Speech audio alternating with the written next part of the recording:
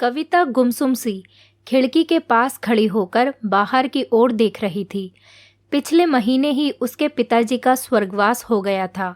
तब से वो बहुत उदास रहने लगी थी, क्योंकि इस दुनिया में उसके पिताजी ही थे जो उसके बारे में सोचते थे। उसकी माँ विमला जी तो हमेशा अपनी छोटी बेटी आशा के बारे में ही सोचती रहती थी। कविता की छोटी बहन आशा थोड़ी मंदबुद्धि थी, इसीलिए विमला जी उस पर शुरुआत से ही ज्यादा ध्यान देती थी। कविता को इस बात से कोई समस्या नहीं थी, लेकिन अब तो उसकी माँ आशा के सामने अपनी बड़ी बेटी को कुछ भी नहीं समझती थी। वो हमेशा उसे नज़रअंदाज करती थी, उसकी सुख सुविधाओं के बारे में बिल्कुल भी ध्यान नहीं देती थी।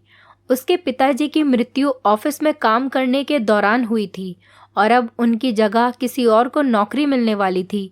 तो विमला जी ने कविता के पति मनीष के सामने प्रस्ताव रखा कि वो वही नौकरी कर ले और पूरे परिवार को संभाल ले।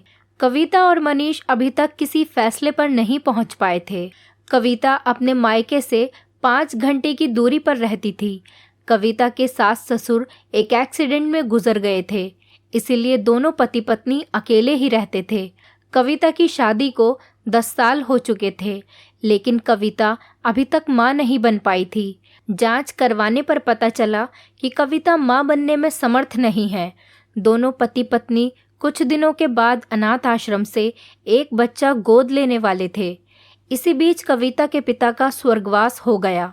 अब कविता की माँ विमला जी का सोचना था कि उनके पति की नौकरी मनीष कर ले तो बेटी और दामाद आकर घर पर ही रहें।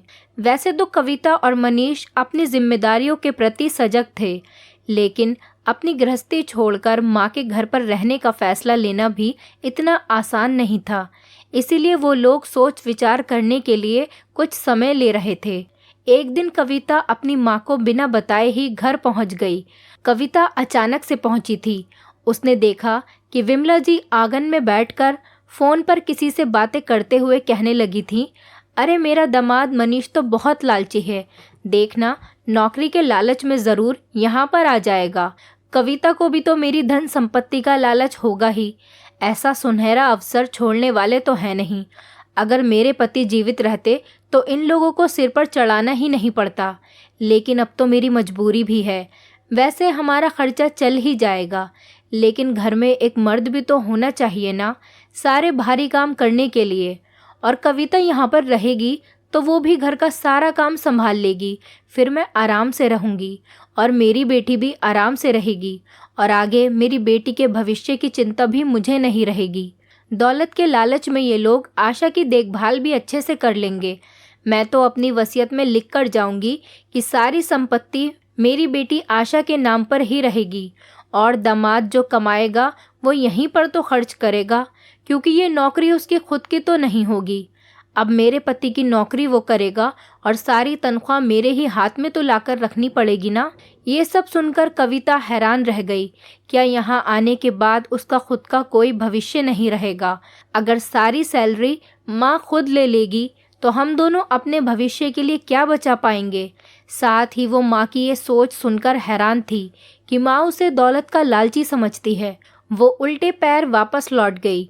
उसने माँ से मिलना भी ज़रूरी नहीं समझा, क्योंकि उसने देख लिया कि उसकी माँ को उसके प्यार की ज़रूरत नहीं है, बल्कि अपने धन दौलत के दम पर वो अपनी बेटी और दामाद को केवल इस्तेमाल करना चाहती है। उसने घर आकर सारी बातें मनीष को बताईं तो मनीष भी हैरान हो गया और कहने लगा, मैं तो सिर्फ तुम्हारी माँ की मदद करना चाहता था। मुझे ना ससुर जी की नौकरी का लालच है और ना ही तुम्हारी माँ की धन संपत्ति का।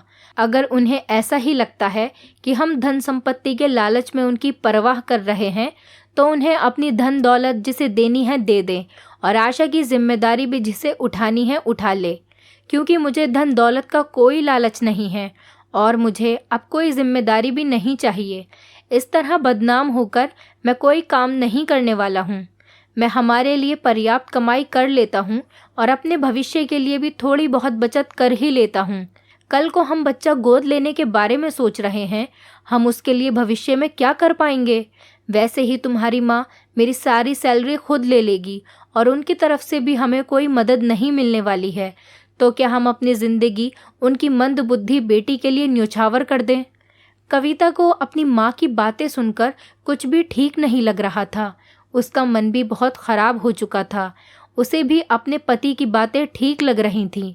वैसे तो शुरुआत से ही माँ का व्यवहार ऐसा ही था उसके प्रति, लेकिन वो सोचती थी कि उसकी छोटी बहन को माँ की ज़्यादा ज़रूरत है, तो माँ उसे ज़्यादा प्यार करती है, तो कोई बात नहीं है। लेकिन आज जिस तरह बड़ी बेटी का फ़ायदा उठाने की कोशिश की जा रही थी, ये बात कविता को बिल्कुल भी अच्छी नहीं लग रही थी। एक हफ्ता गुजर गया था। एक दिन विमला जी का फ़ोन आया। वो कहने लगी, कविता बेटा, तुम दोनों ने क्या सोचा है? तुम लोग घर कब आ रहे हो? देखो, अब सब कुछ तुम्हें ही संभालना है। आखिर आशा तुम्हारी छोटी बहन है और मैं तुम्हारी माँ हूँ। तुम हम दोनों को अकेला तो नहीं छोड़ सकती ना। हाँ, अगर कोई नालायक बेटा होता तो भले ही हमें अकेले छोड़ देता। इस तरह की बातें करके वो अपनी बेटी को भावुक कर देना चाहती थी, लेकिन उन्हें नहीं पता था कि कविता ने पहले ही सब कुछ सुन लिया है। कविता ने धीरे से कहा, माँ, मैं मनीष से बात करके बताती हूँ। तो ये सुनकर माँ भड़क गई और कहने लगी, तुम्हें बात करने के लिए और कितना समय चाहिए? मुझे तो लगा था कि तुम दोनों ने यहाँ आने का फैसला भी कर लिया होगा। देखो, जब से तुम्हारे पापा गुजरे हैं तब से मैं बहुत परेशान हूँ। मुझे आशा के साथ सोना पड़ रहा है। पहले तुम्हारे पापा उसके साथ सो जाते थे तो उसकी और उसकी ज़रूरतों की भी देखभाल कर लेते थे, लेकिन अब मेरी नींद खराब हो रही है। तुम यहाँ आ जाओगी तो मुझे भी थोड़ी मदद मिल जाएगी। वैसे भी दामाद बाबू को यहाँ तुम्हारे पापा की नौकरी तो मिल ही रही है। ऊपर से तुम जॉब भी नहीं करती हो और ना ही ससुराल वाले तुम्हारे साथ हैं, तो तुम दामाद जी के साथ मायके में आकर रहो और रात को अपनी बहन के साथ सोया करो, तब मैं भी थोड़ा आराम से सो पाऊंगी। तुम्हारा उसके प्रति भी कुछ फ़र्ज़ बनता है या नहीं? तुम अपनी जिम्मेदारियों से मुंह नहीं मोड़ सकती। कविता हैरानी से बोली, ये तुम क्या कह रही हो माँ? चलो एक बार को मान भी लेते हैं कि तुम्हारा साथ देने के लिए हम दोनों वहाँ आकर रहने भी लगें, लेकिन हमें रहने के लिए एक कमरा तो चाहिए ना। आखिर हमारी प्राइवेसी का क्या होगा? विमला जी गुस्से में बोली, यहाँ पर हम इतने परेशान हैं और तुम्हें अपनी प्राइवेसी की पड़ी है? देखो, मुझे तो बीपी की समस्या है। आशा मेरी नींद पूरी नहीं होने देती है, रात में भी उठती रहती है, तो उसे देखने के लिए भी कोई ना कोई चाहिए ही। इसीलिए तुम्हें उसके साथ सोना पड़ेगा और मैं अपने कमरे में सोऊंगी और दामाद जी हॉल में सो जाया करेंगे। वैसे भी तुम माँ तो बन नहीं सकती, तो अब अपने पति के साथ प्राइवेसी की क्या ज़रूरत है? तुम्हारी शादी को 10 साल हो चुके हैं, क्या अभी तक पति से मन नहीं भरा तुम्हारा? ऐसे हालातों में भी तुम कैसी बेशर्मी भरी बातें कर रही हो? आज कविता को अपनी माँ की परेशानियाँ कम और माँ का स्वार्थ ज़्यादा दिखाई दे रहा था। वैसे तो उसने और मनीष ने मिलकर शुरुआत में माँ की मदद करने का मन बना भी लिया था, लेकिन आज उनकी ये बातें सुनकर कविता का मन और भी कसेला हो उठा। दोनों माँ के बारे में सोच रहे थे, तो माँ का भी तो फ़र्ज़ बनता है कि उन दोनों के बारे में सोचे, लेकिन माँ तो सिर्फ अपना स्वार्थ देख रही थी। आज कविता को फैसला लेने में ज़रा सा भी समय नहीं लगा। उसने धीरे से कहा, देखो माँ, वैसे भी यहाँ पर मनीष का काम ठीक ठाक चल रहा है और ज़रूरत तुम्हें हमारी थी, फिर भी तुम रिश्तेदारों को ये कह रही थी कि हम लालची हैं। उस बात को भी हमने भुला दिया, लेकिन जिस तरह तुमने मेरे माँ ना बन पाने पर ताना मारा है, उसे मैं सहन नहीं कर पाऊंगी। माना कि मैं माँ नहीं बन सकती, इसका मतलब ये तो नहीं मैं सुहागन नहीं हूँ, या पति के रहते हुए भी मैं पति से दूर रहूँ। मैं माँ नहीं बन सकती थी, लेकिन क्या मुझे अपने पति के साथ रहने का अधिकार नहीं है? इसीलिए मैंने फैसला कर लिया है कि हम वहाँ आकर नहीं रहेंगे। अब जब तुम्हें हमारी ज़रूरत होगी तो हम आ जाएंगे, लेकिन हमेशा के लिए नहीं आएंगे। वहाँ आने पर ऐसा लग रहा है कि सारे संघर्ष हमारे और सहूलियतें तुम्हारे लिए। हम भी तुम्हारे ही बच्चे हैं माँ, तुम्हें हमारे बारे में भी तो सोचना चाहिए था, लेकिन तुम्हारे लिए तो सिर्फ आशा ही केंद्र बिंदु बनकर रह गई है, इसलिए तुम केवल उसकी सुख सुविधाओं के बारे में सोचती हो। वैसे भी पापा ही थे जो मेरे बारे में सोचते थे। कहते हुए उसका गला भराया तो विमला जी ने गुस्से से कहा, अगर तुझे सब कुछ पहले से ही पता था तो इतने दिनों तक मेरी परवाह का नाटक क्यों किया? मैं तुमसे ज़्यादा आशा से प्यार करती हूँ और अपनी सारी ज़िंदगी उस पर निछावर कर दूंगी। मुझे तुम्हारी सुख सुविधा से कोई लेना देना नहीं है। अगर तुम यहाँ पर नहीं आई तो मैं तुझे पूरे समाज में बदनाम करूँगी। तुम्हें स्वार्थी बेटी का दर्जा दूंगी और लालची भी कहूँगी। देखती हूँ मुझे कौन रोकता है। कविता दर्द भरे स्वर में बोली, अच्छा हुआ तुमने अपने ही मुंह से सब कुछ स्वीकार कर लिया। तुम्हें जिसे जो कहना है कह दो। जब दिल में प्यार ही नहीं है तो रिश्ते एक ना एक दिन टूटने ही हैं।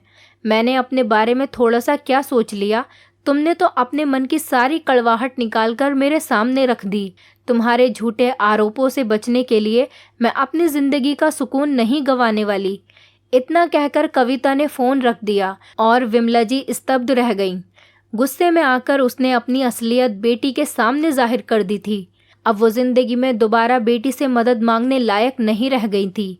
गुस्से में आकर विमला जी ने अपना ही नुकसान कर लिया था। दोस्तों, आपको क्या लगता है, कविता ने सही किया या गलत? प्लीज़ अपने विचार कमेंट करके ज़रूर बताएं। उम्मीद करती हूँ आपको हमारी कहानी पसंद आई होगी। कहानी पसंद आई है तो वीडियो को लाइक करें, चैनल पर नए हैं तो चैनल को सब्सक्राइब करें और हाँ, नोटिफिकेशन बेल को ज़रूर दबाएं ताकि अगली अपडेट सबसे पहले आपको मिले।